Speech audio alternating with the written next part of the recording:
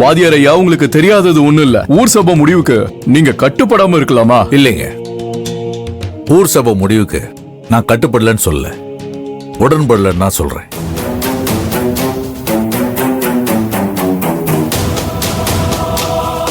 ஐயா, ஊர் சபையில வச்சு இந்த கல்யாணத்தை நடத்தலாம்னு நீங்க சொன்னீங்க. அதுல இருந்து நானோ இல்ல எங்க வீட்டில் இருக்கவங்களோ யாருமே இந்த கல்யாணத்துக்கு தடை சொல்ல. ஆனா எங்களுக்கு சம்மதம் இல்லாத கல்யாணம்ன்றதுனால நாங்க கொஞ்சம் விலகி இருந்தோம், அவ்வளவுதான்.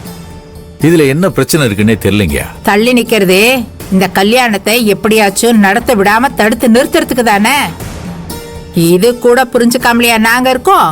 நீ என்ன வேணா புரிஞ்சுக்கோ, என்ன வேணா நினைச்சுக்கோ, என்ன வேணா பண்ணிக்க. அதை பத்தி எனக்கு கவலையும் கிடையாது, எனக்கு அக்கறையும் கிடையாது. பாத்தீங்களாயா, பாத்தீங்களா? ஆகாத மருமக கைப்பட்டா குத்தம் கால்பட்டா குத்தம்னு சொல்லி தானே நீங்க எல்லாரும் கேள்விப்பட்டிருப்பீங்க. ஆனா தான் பெத்த பிள்ளையவே ஆகாத பிள்ளைன்னு குத்தம் சொல்லி ஒதுக்குற அப்பா இந்த ஊர் உலகத்திலே இவர் ஒருத்தராதான் இருப்பாரு. நல்லா பாத்துக்க. அப்பனை மதிக்காத புள்ள அப்பனுக்கு ஆகாத புள்ளதான். பெருசா பேச வந்துட்ட.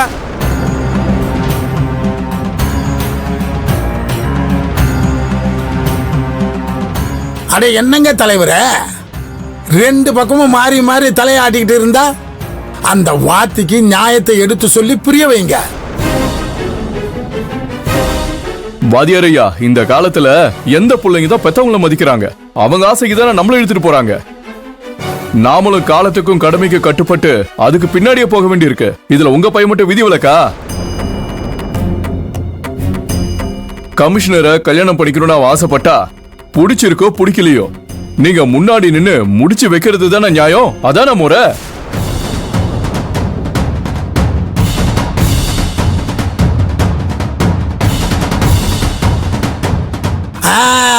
இப்ப கேட்டீங்களே இது கேள்வி, நல்ல நாக்க புடிங்கிற மாதிரி கேட்டீங்க. இதே மாதிரி இன்னும் 4 கேள்வி கேளுங்க, அப்பதான் இந்த வாத்திக்கு புத்தியில உரைக்கும். எரியிற வீட்டுல புடுங்கிறது ஆதாயம் நினைக்கிறவன் நீ எனக்கு புத்திமதி சொல்ல சொல்றியா? இது எனக்கும் என் பையனுக்கும் நடுவில் நடக்கிற பிரச்சனை, எங்களுக்குள்ள நடக்கிற பஞ்சாயத்து. சம்பந்தம் இல்லாம நீ மூக்க நுழைச்ச தூக்கி போட்டு ஒரே மிதியா மிதிச்சிருவேன்.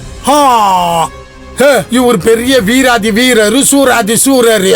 இவர் பேச்ச கேட்டதா நான் அப்படியே பயந்துட்டேன். வாய மூடல உன்ன. சும்மா கத்தாத. என்ன சொன்ன? சம்பந்தமே இல்லாம நான் குறுக்க வரக்கூடாதா? எனக்கு இந்த பஞ்சாயத்துக்கும் சம்பந்தம் இருக்கு. இந்த பஞ்சாயத்து கூடி இருக்கிறத என்ன தகப்பனா தத்தெடுத்திருக்க என் பொண்ணுடைய கல்யாணத்துக்காகத்தான். இதை விட வேற என்ன சம்பந்தம் வேணும்? அரசி, என் அப்பா பாரு என்ன அப்பனா தத்தெடுத்துற பொண்ணு அப்பனா தத்தெடுத்துற பொண்ணுன்னு சொல்லிட்டு இருக்கிற. அசிங்கமா இல்ல உனக்கு? இதுக்கு பதில் பேசாம உன் கழுத்துல இங்கே மானம் மரியாதை சூடு சுரணை எல்லாம் விற்கப்படும் சொல்லி ஒரு போர்டு மாட்டி வச்சுக்க. ஏன்னா பெத்த பொண்ணு இதுல இருக்கிறா, சம்மதமே இல்லாத எவ்வளவு ஒருத்தி பொண்ணுன்னு சொல்லிட்டு இருக்கிற. நீ எல்லாம் ஒரு அப்பனாடா? இதேதான் நானும் உங்ககிட்ட கேக்குறேன். நீ எல்லாம் ஒரு அப்பனா? தான் பெத்த புள்ள நல்லா இருந்துடக்கூடாதுன்னு இப்படி எதிரி மாதிரி கொண்டாடிட்டு இருக்கிய. அவனை சந்தோஷமா வாழ விடாம பொறாமையில பொங்கி அவன் வாழ்க்கையை கெடுக்கிறதுக்கு இப்படி பேயா தெரிஞ்சுக்கிட்டு இருக்கிய.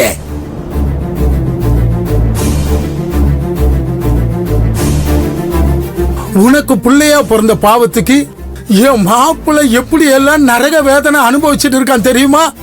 என்னால அதெல்லாம் தாங்கிக்கவே முடியல. உன்ன மாதிரி ஒரு அப்பன் இருந்தா பிள்ளைங்க வாழ்க்கையில சந்தோஷமா இல்லாம போயிடுயா. சரிதான், நிறுத்துறியா? சாத்தான் வேதம் ஓதுற மாதிரின்னு சொல்லி கேள்விப்பட்டிருக்கேன். அத இப்பதான் நேர்ல பாக்குறேன். பாத்துக்கோ. என் மாமா பெரியத்தானுக்கு ஒரு நல்ல அப்பாவா இல்லன்னு முதல்ல கண்ணீர் வடிக்கிறியே.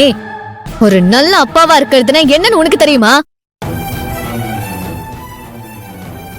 அப்பானா கஷ்டப்படுறப்போ கண்ணீர் தொடைக்கிற அம்மாவா இருக்கிறது, புலம்பி தவிக்கிறப்போ தெளிவுபடுத்துற ஆசிரியரா இருக்கிறது, எல்லா நம்பிக்கையும் தொலைச்சிட்டு இருட்டுல விழுந்து கிடக்கிறப்போ வெளிச்சம் கொடுக்கிற ஆண்டவனா இருக்கிறது. இது எல்லாமாவும் இருக்கிறது தான் ஒரு நல்ல அப்பாவா இருக்கிறது. என் மாமா பெரியத்தானுக்கு ஒரு நல்ல அப்பாவா தான் இருந்திருக்காரு. ஆனா நீ அப்படி ஒரு நல்ல அப்பாவா இருந்திருக்கியா? என்னடி கேட்ட?